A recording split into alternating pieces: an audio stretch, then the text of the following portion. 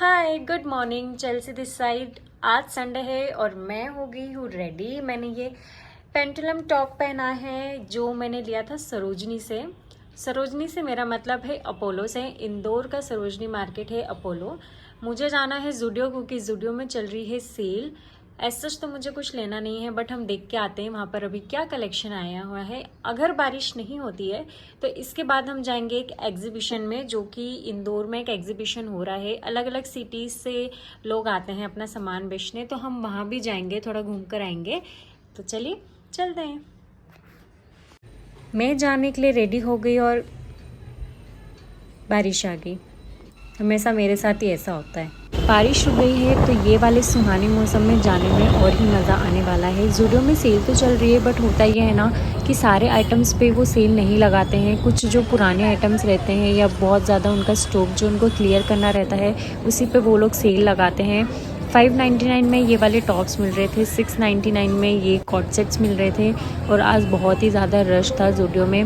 Makeup के जो items थे उन पर उतना डिस्काउंट नहीं था, जो उनका एक्चुअल प्राइस था वो उसी प्राइस पर बेच रहे थे। ये बॉडी लोशंस 99 रुपीज़ के थे, बट इनकी स्मेल बहुत ही गंदी थी। 399 में ये टॉप्स मिल रहे थे, बट मुझे टॉप ज़्यादा चाहिए नहीं था क्योंकि मेरे पास बहुत सारे टॉप पहले से ही रखे हैं।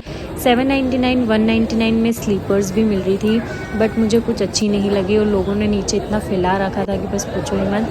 पहला ये वाला टॉप था जो मैंने ट्राई करा था, ये मुझे बहुत ही ज़्यादा प्रीटी लग रहा था, बट इसमें का एक और मेरे पास टॉप है और वो भी सेम पिंक कलर का है, तो ये मैंने नहीं लिया। ब्लू कलर का टॉप ये मैंने डेफिनेटली लिया क्योंकि ये मुझे बहुत ही प्यारा लग रहा था, कॉलर था।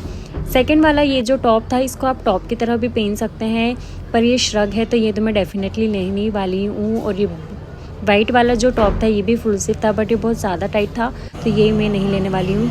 ये वाला टॉप मैंने लिटरली बच्चों के सेक्शन से उठाया है। देखो 9 to 10 ईयर्स लिखा हुआ है। मैंने पहना और मुझे आ भी गया था, बट ना मैं रिस्क नहीं लेना चाहती थी। मुझे नहीं पता था ये कैसा लगने वाला है, तो फिर मैंने इसको नहीं लिया। ज़ूडियो से सामान लेकर मैं निकल गई थी एग्जीबिशन के लिए क्योंकि मौसम साफ़ था, बारिश नहीं आ रही थी। और यहाँ पर मैं थोड़ा सा फ़ोटोज़ क्लिक करी थी। एग्जीबिशन बहुत ही अच्छा रहा। यहाँ पर इंदौर में बहुत सारे एग्जीबिशंस होते ही रहते हैं। और सबसे पहले ही गेट पे ना ये अंकल घोड़े और हाथी वगैरह बना रहे थे, और ये वाली बेल्स इतनी प्यारी लग रही थी ना, मैंने अपने घर के लिए एक बेल भी ली यहाँ से।